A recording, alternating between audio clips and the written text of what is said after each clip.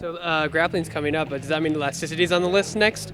Nope, I cannot talk about Beyond the Three. Cannot confirm nor deny. Yes, I mean certainly when we have made our lists internally on my whiteboard, yes, Elasticity makes the list. We make our blue sky list. What would we love to do? What do we think represents the comics in general and these great characters that people love and want to play? So stuff like that absolutely makes it on the list. But right now I can't talk about what other powers may or may not be there. I'd love to whet people's appetite, give them hope for stuff that they want to see, but I can't stretch it out that far yet. So No pun intended.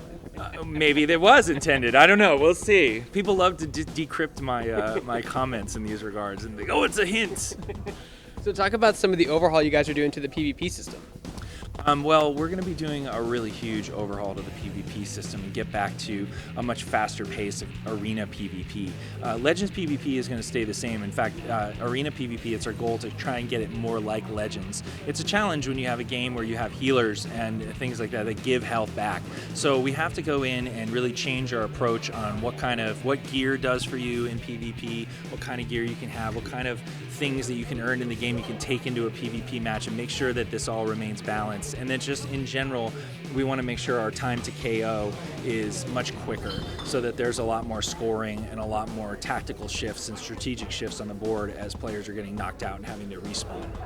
And you guys are doing a new kind of format for your DLC now, which actually seems kind of smart. You have like your powers, your legends, and your content that can all be purchased separately. Correct. So members aren't going to notice any difference other than the cadence at which we and how we release the content.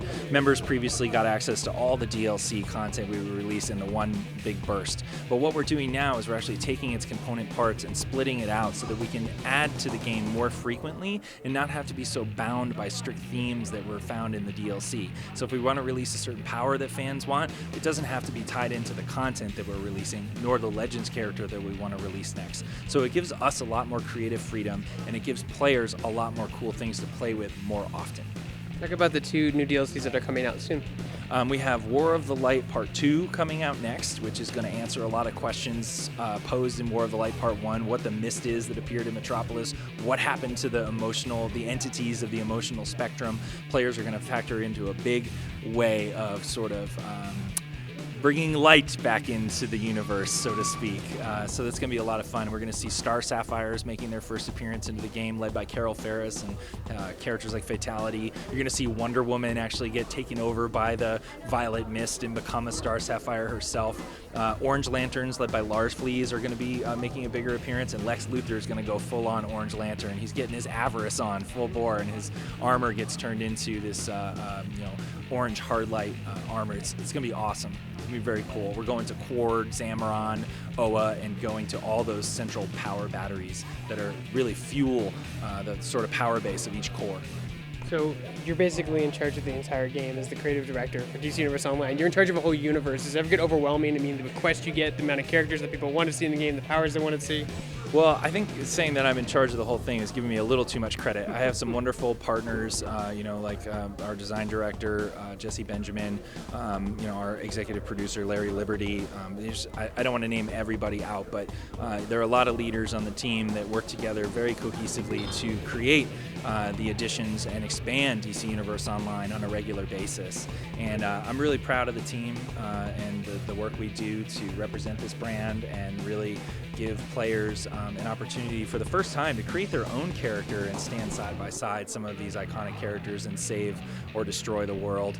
It's a lot of fun, and I enjoy it very much. Constantly coming up with the creative aspect, which is my area of responsibility, and what we're going to do next, and what kind of characters we're going to see, and environments we're going to go to, and kind of what we're going to do in the game, and the kind of new features we're going to add to the game, in terms of armories and things like that. So I enjoy, kind of coming up with those concepts of features and the actual content itself. It's a dream job.